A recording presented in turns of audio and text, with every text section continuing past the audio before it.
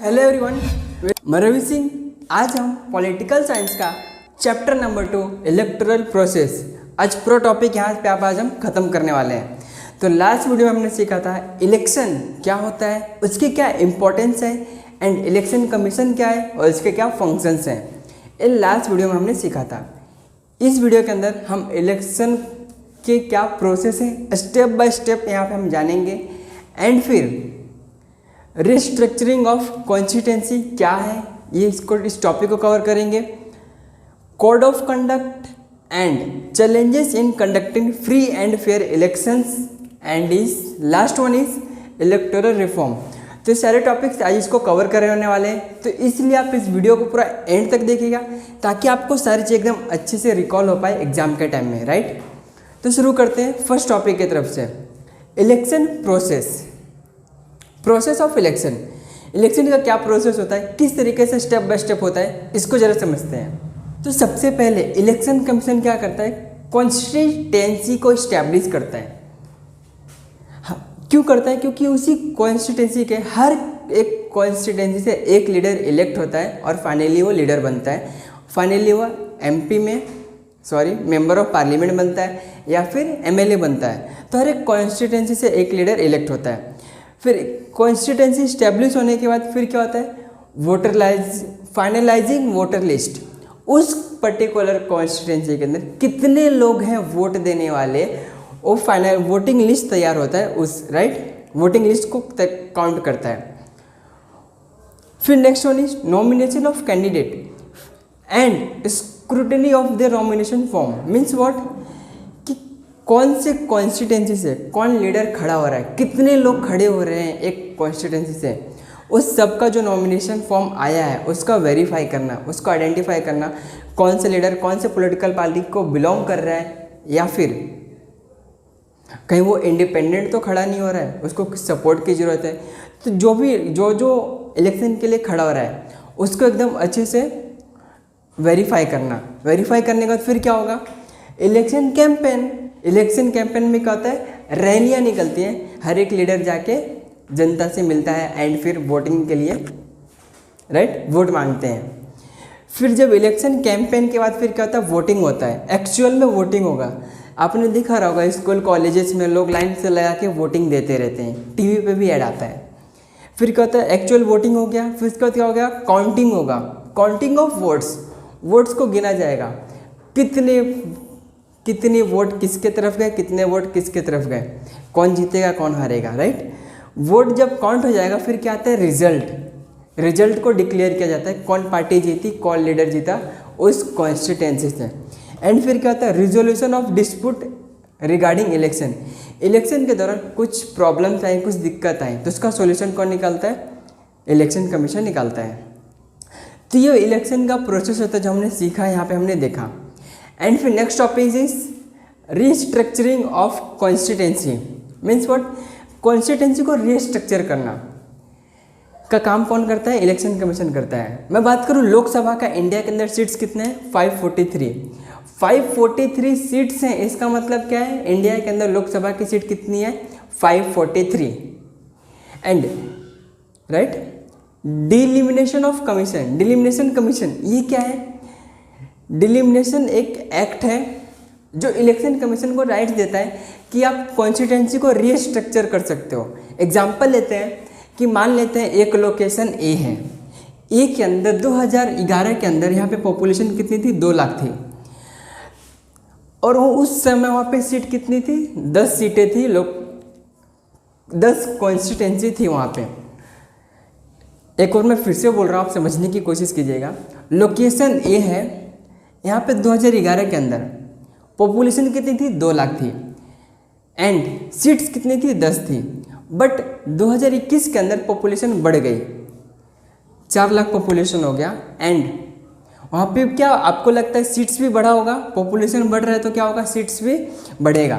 तो ये क्या होता है, इलेक्शन कमीशन क्या होता है, रीस्ट्रक्चर करती है कॉन्स्टिट्यूंसी को, यानी जिस हिसाब से पॉपुलेशन बढ़ रहा है उस हिसाब से कॉन्स्टिट्यूंसी भी बढ़ती है। विधानसभा विधान परिषद में क्या होता है, उसको बढ़ाया जाता है, तभी इक्वल राइट्स, तभी सबको इक्वल राइट्स मिलेगा वोटिंग देने का, राइट। मैं आपको बता दूँ इंडिया के अंदर हर 10 साल के बाद, एवरी 10 ईयर के बाद जनगणना होता है जिसको सेंसस बोलते हैं, जिसमें सभी इंडिया के गवर्नमेंट क्या करती है, इंडिया के अंदर कितनी पॉपुलेशन है उस पॉपुलेशन को काउंट करती है, किस स्टेट के अंदर, किस डिस्ट्रिक्ट के अंदर, पूरे इंडिया के अंदर कितनी पॉपुलेशन है उसको काउंट किया जाता है। उस काउंट के हिसाब से मालूम पड़ता है कि इस एरिया का पॉपुलेशन बढ़ा है तो यहाँ का सीट्स भी क्या होगा, बढ़ेगा, राइट। तो इससे बोलते हैं रिस्ट्रक्चरिंग ऑफ कॉन्स्टिट्यूंसी। एरिया का, किसी एरिया का पॉपुलेशन बढ़ रहा है तो वहाँ पे कॉन्स्टिट्यूंसी भी बढ़ेगा। एंड फिर code of conduct. Code of conduct क्या, जब इलेक्शन का डेट डिक्लेयर होता है और रिजल्ट आने तक इलेक्शन कमीशन कुछ रूल्स एंड रेगुलेशन इम्पोज करती है पॉलिटिकल पार्टीज के ऊपर।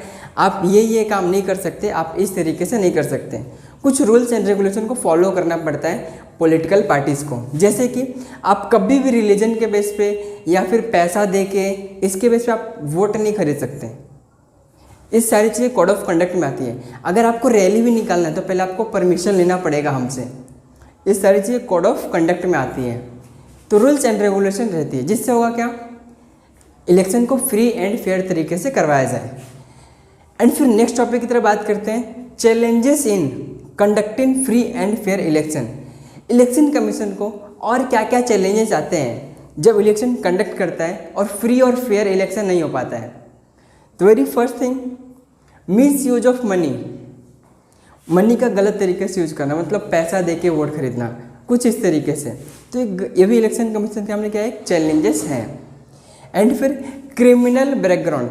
कुछ लीडर ऐसे खड़े हो जाते हैं जिनका बैकग्राउंड क्या है, एकदम क्रिमिनल बैकग्राउंड के लोग हैं, वो लीडर बन जाते हैं, राइट। तो ये इलेक्शन कमीशन के सामने एक चैलेंजेस है।